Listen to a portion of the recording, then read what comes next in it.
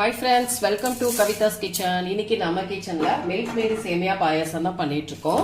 இப்போ பாத்தீங்கன்னா 1/2 லிட்டர் பால் வந்து நான் ஆல்ரெடி நல்லா காய்ச்சி வச்சுட்டேன். இப்போ அதுல வந்து நெய்யில வறுத்த சேமியாவை நம்ம சேர்த்துட்டு நல்லா குக் பண்ணி எடுத்துக்கலாம்.